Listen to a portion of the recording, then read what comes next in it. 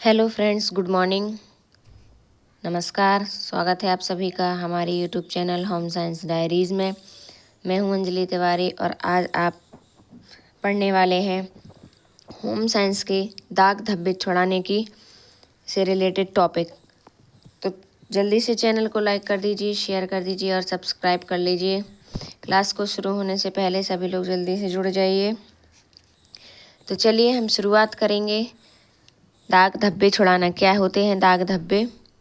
तो हम जानते हैं कि दाग धब्बे क्या हैं। हमारे दैनिक जीवन में अत्यंत सतर्कता बरतते हुए कपड़ों पर कभी ना कभी दाग धब्बे लग जाते हैं। यानी कि हम कितनी भी सावधानी पूर्वक तरीके से अपने आप को प्रोटेक्ट करें या अच्छे से रहने की कोशिश करें, फिर भी कहीं ना कहीं ऐसा होता है कि किचन में या खाते समय या कहीं ना कहीं दाग धब्बे तो लग ही जाते हैं ना। इसे छुड़ाने के लिए हमें कई विधियों का उपयोग करना पड़ता है, जिससे विभिन्न कीमती वस्त्रों पर जो दाग धब्बे लग जाते हैं वह बेकार और गंदे दिखने लगते हैं।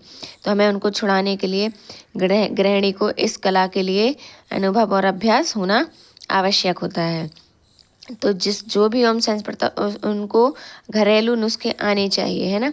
तो दाग धब्बे छुड़ाना जरूर आना चाहिए। क्या है दाग धब्बे छुड़ाने की विधियां? दाग धब्बे छुड़ाने की निम्नलिखित विधियां हैं। निम्न वर्ग होते हैं। कौन कौन से वर्ग होते हैं जानते हैं? चलिए देखेंगे। जानतब दाग धब्बे क्या है? दूध, अंडे, मांस आदि के धब्बे इस वर्ग में आते हैं। जंतु जगत में कौन से दाग धब्बे आते हैं? दूध, अंडा, मांस आदि इस वर्ग में आते हैं। ये किसके होते हैं? प्रोटीन तत्व प्रधान होते हैं, यानी कि इनमें प्रोटीन पाया जाता है। इनको गर्म जल से नहीं धोना चाहिए क्योंकि ये प्रोटीन को जमा देता है। इससे धब्बा स्थायी और पुराना हो जाता है। ठीक है, इसके बारे में बताएंगे कैसे कि इनके दाग कैसे छुड़ाए जाते हैं। लेकिन पहले हम क्या जान लेंगे कौन कौन से जगत के धब्बे होते हैं। ठीक है, तो पहला था जानतब दाग धब्बे। नेक्स्ट है आपका वानस्पतिक दाग धब्बे। वानस्पतिक दाग धब्बे में क्या होता है? कौन कौन से आते हैं? चाय, कॉफ़ी, फल, शहद आदि के धब्बे इस वर्ग में आते हैं। और क्या होते हैं? ये अम्लीय होते हैं। क्या होते हैं? अम्लीय होते हैं। ठीक है, इनको पृथक करने के लिए किसकी? क्षारीय की आवश्यकता होती है। क्षारीय पदार्थ की आवश्यकता लेनी पड़ती है। तो इनको छुड़ाने के लिए हमें क्षारीय पदार्थों की आवश्यकता होती है। नेक्स्ट है हमारा चिकनाई युक्त धब्बे। चिकनाई युक्त धब्बे कौन कौन से होते हैं? जैसे कि मक्खन, घी, तेल, है ना। मक्खन, घी, तेल, पेंट, मानिस, तरकारी के रस। तरकारी के रस भी आपके चिकनाई युक्त होते हैं क्योंकि उसमें भी तेल का यूज़ किया जाता है। तो ये सब चिकनाई युक्त धब्बे कहलाते हैं। इनको साफ करने के लिए आपको क्या अवशोषक पदार्थ की आवश्यकता होती है, जो यानी कि पाउडर वगैरह सूखे लिक्विड चीज़ें नहीं लगती हैं इसमें।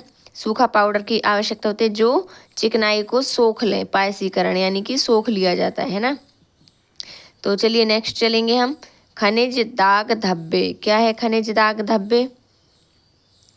जंग, स्याही, औषधीय, यानी कि जंग, स्याही और औषधि आदि दाग धब्बे किस वर्ग में आते हैं?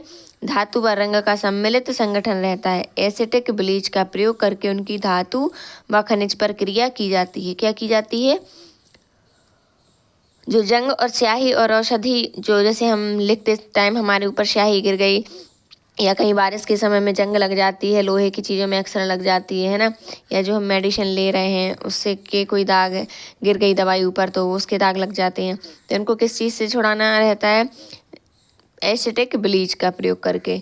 ब्लीच का प्रयोग करके इन धातु और खनिज पर क्रिया की जाती है, जिससे दाग धब्बे छुड़ाने में मदद मिलती है। नेक्स्ट होगा हमारा रंग के धब्बे।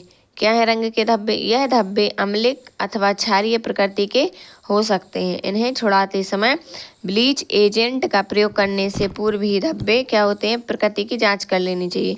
यानी कि जो रंग के धब्बे होते हैं वो अम्लीय भी हो सकते हैं या क्षारीय भी हो सकते हैं। तो अगर अम्लीय हैं तो हम अम्लीय का यूज़ नहीं कर सकते, क्षारीय है तो हम क्षारीय का यूज़ नहीं कर सकते, है ना। इसके अपोजिट करना होता है। तो इनको छुड़ाने के लिए हमें जो ब्लीचिंग एजेंट का हम प्रयोग करते हैं तो उससे पहले हमको पता कर लेना चाहिए कि ये धब्बे अम्लीय हैं या फिर क्षारीय हैं। तो ये थे हमारे रंग के धब्बे। ठीक है, नेक्स्ट होगा हमारा झुलसने के धब्बे। क्या होते हैं झुलसने के धब्बे? जैसे कि गरम प्रेस या किसी धातु या गरम भाग से जो वस्त्र पर भूरापन आ जाता है, वही हमारे क्या कहलाते हैं, झुलसने के धब्बे कहलाते हैं। यानी कि जैसे कि आपने देखा होगा, इसमें तो है नहीं कलर कि आपके क्या पड़ जाते हैं, उसमें ब्राउन ब्राउन सा कलर आ जाता है ना, तो वो दाग धब्बे जो बन जाते हैं वो प्रेस की सिलवटें जो बन जाती हैं या भूरापन सा दिखने लगता है, तो डार्क प्रेस हो जाती है, उन पे दबाव पड़ जाता है, ये इसी वजह से ये झुलसने के धब्बे बन जाते हैं। नेक्स्ट आपका होगा घास के धब्बे। घास के धब्बे कैसे होते हैं? क्लोरोफिल की उपस्थिति के कारण इनको अलग वर्ग में रखा गया है। ठीक है, चलिए नेक्स्ट देखेंगे दाग धब्बे छुड़ाने की विधियाँ। कौन कौन सी विधियाँ होती हैं? ठीक है, तो दाग धब्बे छुड़ाने के लिए हमें निम्नलिखित विधियों का प्रयोग करना चाहिए। तो घोलक विधि यानी सॉल्वेंट मेथड। सॉल्वेंट मेथड क्या है? घुलनशील दाग धब्बों को छुड़ाने के लिए इस विधि का प्रयोग किया जाता है। किसके लिए घुलनशील का प्रयोग क्यों किया जाता है? दाग धब्बों को छुड़ाने के लिए किया जाता है। इसमें सर्वप्रथम वस्त्र को बुरुश के द्वारा झाड़कर साफ कर लिया जाता है। फिर मेज पर सोखता कागज या ब्लॉटिंग पेपर बिछाकर उस पर वस्त्र को उल्टा करके दाग वाले भाग को फैला देते हैं। यानी कि हमने जो वस्त्र लिया है उसको जहाँ पे भी दाग लगा हुआ है, पहले हमने उससे बुरुश से साफ किया उसको, फिर उसको मेज पर दाग के जो निशान है उसी की तरह कपड़े को उल्टा बिछा दिया। फिर इसके ऊपर हमने ब्लॉटिंग पेपर लगाया, कागज या ब्लॉटिंग पेपर लगा दिया और उसको दाग को उसके ऊपर फैला दिया। फिर उसमें किसी घोलक पदार्थ को जो भी है उसको डालेंगे हम दाग के ऊपर और फिर हाथों से स्लो ऐसे साफ कर देंगे। ठीक है, तो दाग क्या हो जाएगा आपका, आसानी से ऐसे साफ हो जाएगा, है ना। जब उसको साफ करेंगे हम उसके द्वारा, घोल के द्वारा, तो ये दाग साफ हो जाएगा। नेक्स्ट होगा आपका इसके अंतर्गत कौन कौन से आते हैं? घोलक के अंतर्गत क्या क्या आता है? Carbon tetrachloride, benzene, petrol, acetone, तारपीन व मिट्टी का तेल। ये सब किसके अंतर्गत आते हैं? घोलक, सोलवेंट मेथड होते हैं ये सभी। ठीक है, नेक्स्ट है आपका रासायनिक विधि। रासायनिक विधि क्या होती है? केमिकल और मेथड। तो जो दाग धब्बे सरलता पूर्वक आपके नहीं छुटाए जा सकते हैं, उन्हें हम क्या करते हैं? रासायनिक विधियों का प्रयोग करके छुड़ाते हैं। क्या करते हैं? रासायनिक विधियों के द्वारा छुड़ाते हैं। इनके अंतर्गत कौन कौन से शोधक पदार्थ आते हैं? ऑक्जेलिक एसिड, सुहागा, जेबल वाटर, सॉल्ट ऑफ सोलर आदि ये सभी रासायनिक पदार्थ होते हैं जिनका यूज वस्त्रों पर प्रयोग करके हम दाग धब्बों को छुड़ाने में मदद कर लेते हैं। इस विधि का प्रयोग करने से पहले हमें क्या करना चाहिए? घोल से मुक्त करने के लिए वस्त्र को हमें पहले स्वच्छ जल में धो लेना चाहिए। यानी कि हम जो रासायनिक पदार्थ का यूज करेंगे उसके बाद हमें वस्त्र को अच्छे से साफ जल में धो लेना चाहिए। नहीं तो अगर ये जरा सा भी रसायन कहीं पर भी रह गया तो इससे वस्त्र को ये खराब कर देगा। तो आपको बहुत ही सावधानी पूर्वक इन सब का उपयोग करना पड़ता है वस्त्रों के लिए। ठीक है, नेक्स्ट हम चलेंगे अवशोषक विधि। क्या है अवशोषक विधि? इस विधि का प्रयोग क्यों किया जाता है? इस विधि का प्रयोग करते हैं हम रेशमी, बनारसी आदि कीमती वस्त्रों पर किया जाता है जिनको जल के माध्यम से धोया जाना संभव नहीं होता है। तो ये क्या होते हैं? Absorption method. ठीक है, तो इनको ज़्यादातर हम रेशमी, बनारसी कपड़े, जो महंगे महंगे कपड़े होते हैं हमारे, काफ़ी महंगे होते हैं, तो उनको हम डायरेक्ट ऐसे ही जल में नहीं धो सकते हैं।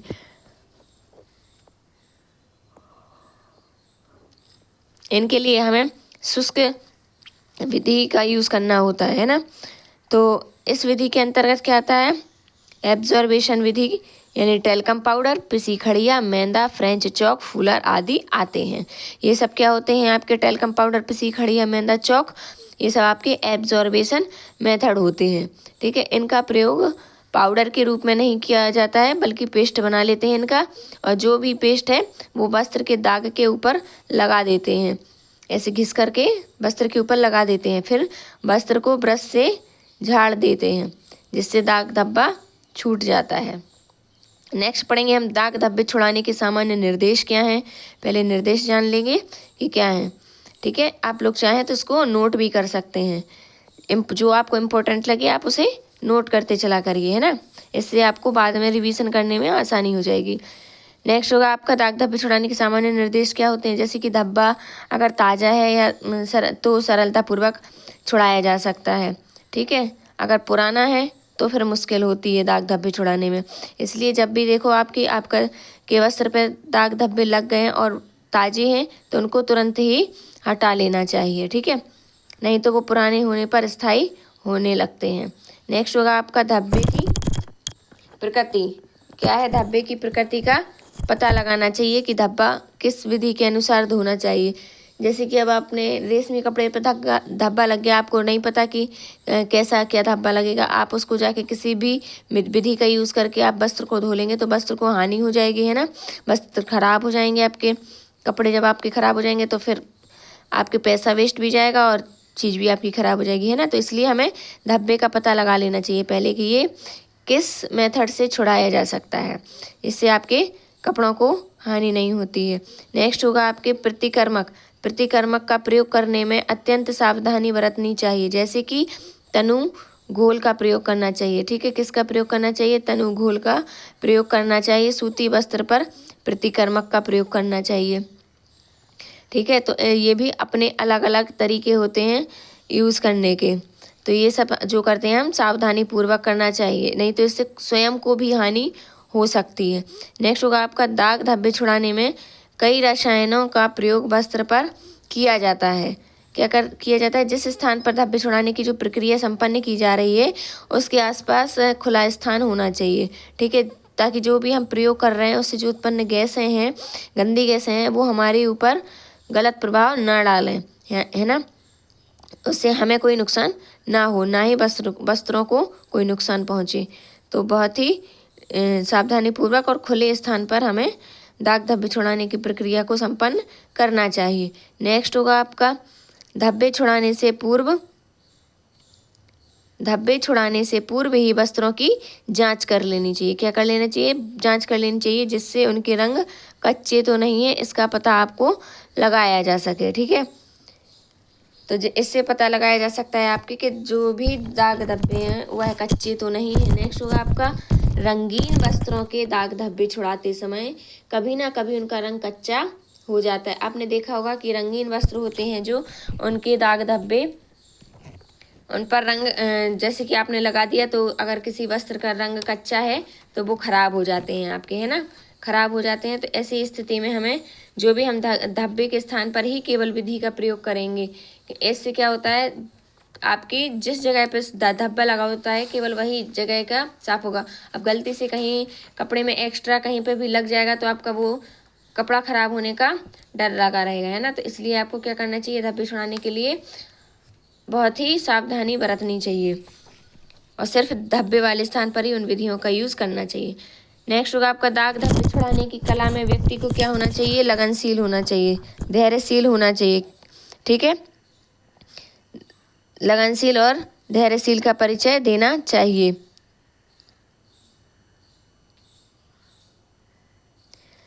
अगर एक बार सफलता नहीं मिली आपको तो दूसरी विधि का प्रयोग करके भी धब्बे को छुड़ाने की कोशिश करनी चाहिए। क्या करनी चाहिए, दाग धब्बे को छुड़ाने की कोशिश करनी चाहिए, है ना। तो ये थी आपको जो सावधानी पूर्वक पहले इनके निर्देश जान लेना चाहिए। क्या बताया हमने, कितने प्रकार की आपकी मेथड होते हैं, तो 3 प्रकार के आपके मेथड होते हैं। कौन कौन से होते हैं, घोलक विधि, रासायनिक विधि और आपकी कौन सी होती है, रासायनिक विधि और अवशोषक विधि, है ना, अवशोषक विधि। ये 3 आपकी विधियां हैं जो वस्त्रों पर प्रयोग की जाती हैं, ठीक है। दाग धब्बों के वर्ग भी जान लिए थे हमने, कितने प्रकार के होते हैं, 8 प्रकार के दाग धब्बे होते हैं हमारा, ठीक है। और जो भी हम रसायन यूज़ करते हैं उससे वस्त्र भदरंग होने लगते हैं। ऐसी स्थिति में हमें क्या करना चाहिए, अमोनिया के तनु घोल में वस्त्र को डाल देना चाहिए, जैसे खुली हुई बोतल के पास लटका करके कुछ देर रखा रहने देना चाहिए। इससे वस्त्र क्या होता है, अपने मौलिक रूप को ग्रहण कर लेता है, ठीक है। और जो भी हम ज्वलनशील रासायनिक पदार्थ, एल्कोहल, स्प्रिट, पेट्रोल, जो भी हम वाष्पशील होते हैं इनको भी हमें सावधानी पूर्वक यूज़ करना चाहिए, नहीं तो ये आग पकड़ लेंगे, है ना। इनको प्रयोग करने के समय आग से बचाव करना चाहिए हमें और इनके उपाय अपने पास रख लेने चाहिए। दाग धब्बे छुड़ाने के लिए व्यक्ति को हमेशा क्या होना चाहिए, लगनशील और प्रभावशील होना चाहिए। तो ये थी हमारी आज की क्लास। आई होप आप सभी को पसंद आई होगी। तो ऐसे ही वीडियो में बने रहिए, वीडियो को पूरा देखना अंत तक, तो आपको समझ में आएगा कि क्या था। कल पढ़ेंगे हम इसके बारे में कि कौन कौन से दाग धब्बे होते हैं और किस किस विधि के द्वारा छुड़ाए जाते हैं, है ना। जैसे कि घी, तेल, वनस्पति स्याही के धब्बे, मार्किंग इंक, प्रिंटिंग स्याही का धब्बा, लोहे के धब्बे, लिपस्टिक के धब्बे, ये किस विधि के किस प्रकार से छुड़ाए जा सकते हैं, घरेलू मेथड में किन चीज़ों का यूज़ किया जाता है। तो ये आपको हम कल बताएंगे दूसरी वीडियो में, क्योंकि वीडियो लंबा हो जाएगा। तो ठीक है, फिर मिलते हैं। जब चैनल को लाइक कर दीजिएगा, शेयर कर दीजिएगा और सब्सक्राइब करना ना भूलें। अपने दोस्तों को भी शेयर करना, ज़्यादा से ज़्यादा लोगों को ऐड करना और आप हमारा ऐसे ही सपोर्ट बनाए रखिए। और कमेंट बॉक्स में प्लीज़ कमेंट ज़रूर कीजिएगा कि आपको टॉपिक कैसा लगा। ठीक है, तो मिलते हैं नेक्स्ट टॉपिक के साथ नेक्स्ट वीडियो में। तब तक के लिए धन्यवाद।